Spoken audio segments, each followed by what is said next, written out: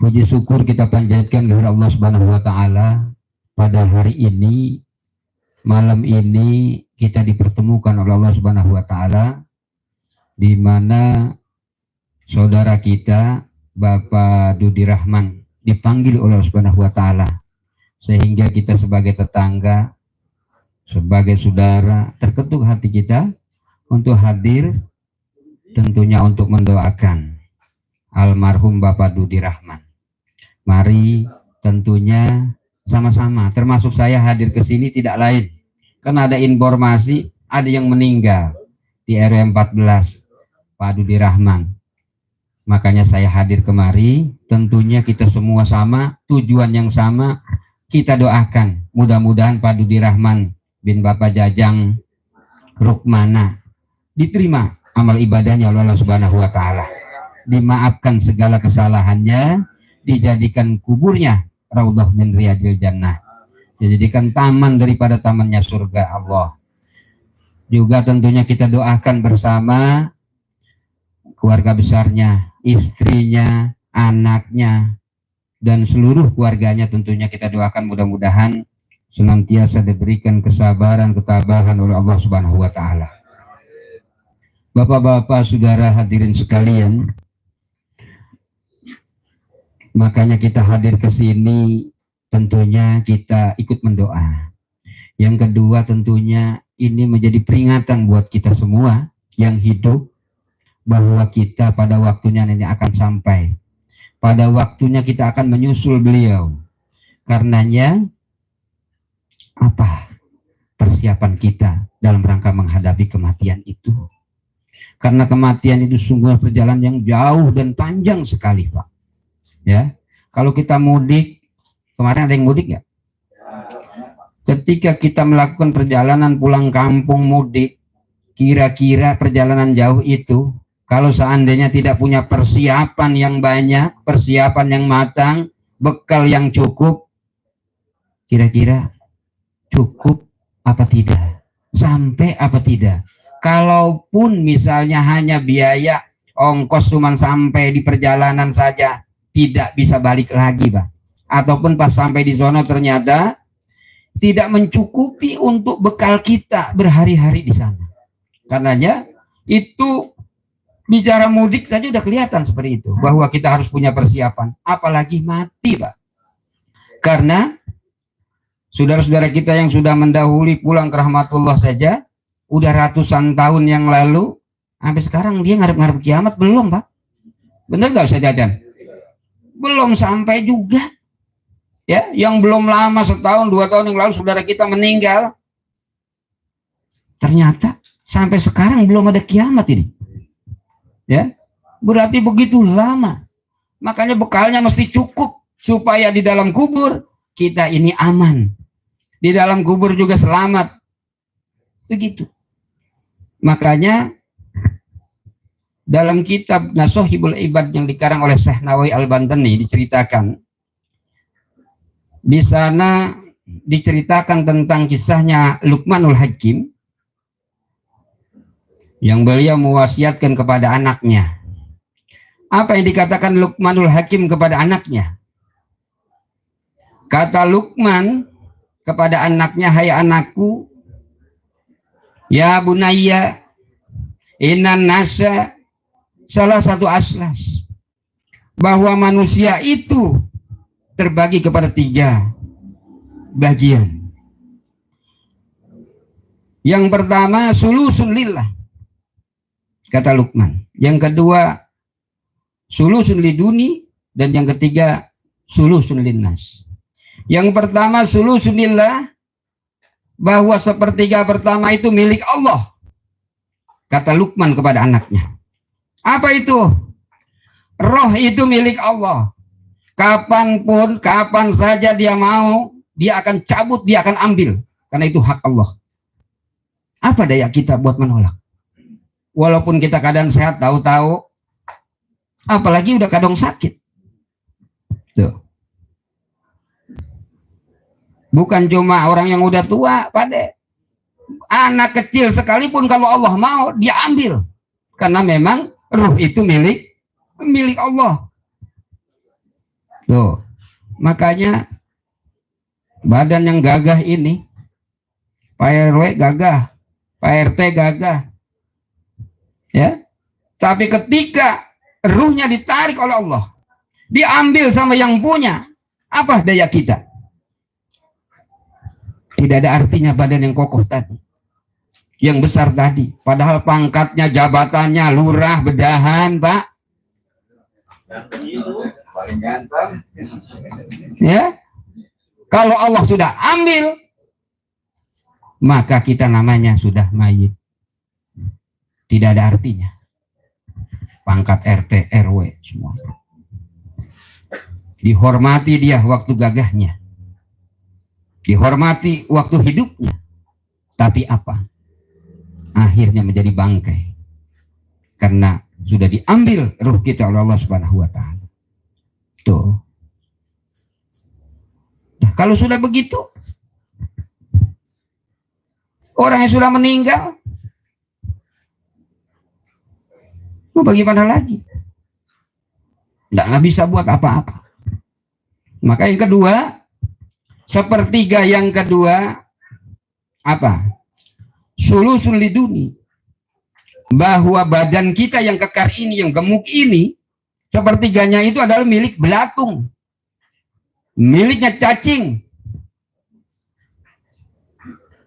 Makanya cacing gemes banget itu main gemuk-gemuk. Pas kata sudah meninggal, wah ini dia. Sepertiga yang kedua adalah milik. Jadi tidak artinya kita ini, ya. Akhirnya menjadi santapan cacing tanah, Pak. Badan kita. Yang ketiga, sulusun linnas. Yang ketiga, kata Luqman kepada anaknya, sepertiga yang ketiga itu miliknya manusia tuh. Apa itu? Amal soleh, Pak. Apa yang pernah kita perbuat waktu kita di dunia? Apa pernah membantu orang lain? Amal soleh bukan sembahyang doang. Yang lain. Ada kegiatan masyarakat, datang, hadir. Kerja bakti, datang, walaupun ngerokok doang sama ngopi. Apa-apa? Ngumpul. Silaturahmi, yang penting kumpul. Begitu kira-kira. Ya, karena memang kapannya lagi kita guyup pun begitu. Ya. Mudah-mudahan pertemuan itu menjadi catatan amal soleh. Termasuk malam ini. Kita sudah membaca Quran, membaca surat tahlil dan lain sebagainya.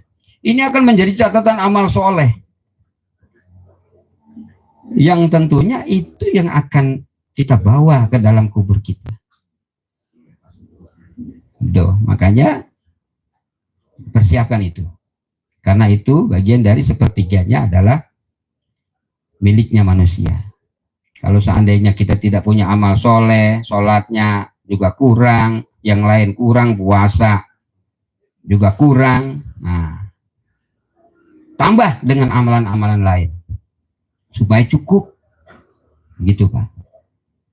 Karena kalau sudah meninggal dunia baru kita bingung, pasti sono begitu, bingung gitu ya Pak. Ustadz ya, Cacan, dia udah ngalamin kali.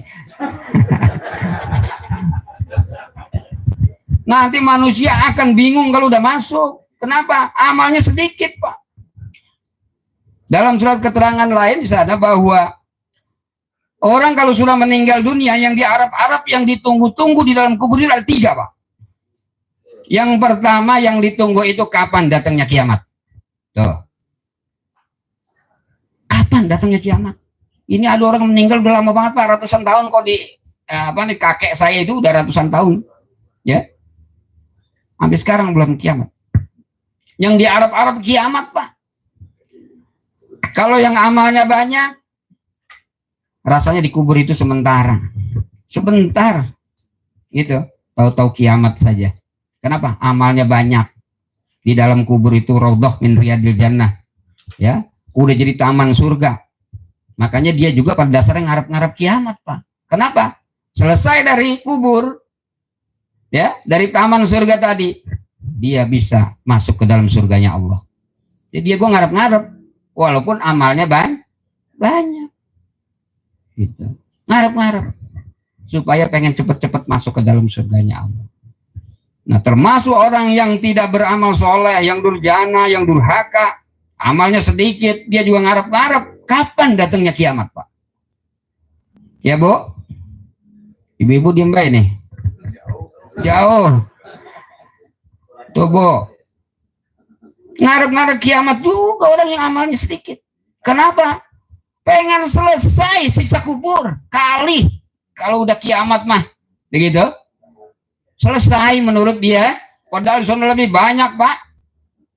Ditimbang dulu. Begitu kira-kira. Amalnya lebih banyak pahala apa? Lebih banyak dosanya. Begitu. Jadi orang yang amalnya sedikit sama ngarep-ngarep cepat-cepat kiamat supaya selesai urusan dia di dalam kubur. Yang kedua, orang kalau sudah meninggal itu yang diarep-arep kiriman doa dari anaknya. Ini Pak Dodi Rahman punya anak. Nah, sebagai budi bakti kita kepada orang tua. Nah, kita ingat nanti sama orang tua kapan habis sholat, malam Jumat, bacakan hadiah Fatihah. Karena kita sebagai anaknya, buat ngarap-ngarap orang lain membantuin, belum tentu, betul nggak Pak? Tapi kita sebagai anaknya, kita harus ingat, kita kirimkan Fatihah buat almarhum Bapak Dodi Rahman. Gitu, supaya mohonkan supaya diampuni dosa-dosanya. Gitu. Itu begitu. Jadi kalau kan enak banget kayak kita di pondok dikirimin makanan. Kira-kira begitu ya, Pak? Atau kita lagi camping pramuka dikirim sama orang tua makanan. Enak nggak? Yang nggak dikirimin pada ngeliatin di jendela. Pada ngeliatin. Pada nonton, enak banget dia makan ayam, enak banget dia makan nasi padang. Kita kagak dateng ini, anak kita kagak ngirimin, jangan dia lupa sama kita. Tuh, seperti orang yang di pondok kalau dikirimin itu, alhamdulillah bahagia banget, malah yang lain kesirian, Pak, betul tidak? Ngeliatin, kalau sisanya baru dibagi, begitu kira-kira. Duh, orang kalau sudah meninggal, tadi yang pertama ngarep-ngarep kiamat, yang kedua kiriman doa, yang ketiga, ya, yang ketiga apa lagi? Yang ketiga itu kabar dari malaikat. Kabarnya apa? Dia ngarep-ngarep kabar, mudah-mudahan anak saya yang di dunia dalam keadaan baik-baik saja, tidak pada ribut, akur, rukun, rajin ibadah, mau ngaji. Kabar beritanya seperti itu, bahagia sekali di dalam kubur. Begitu Pak. Kalau nggak percaya mati besok. Kira-kira itu. Mohon maaf.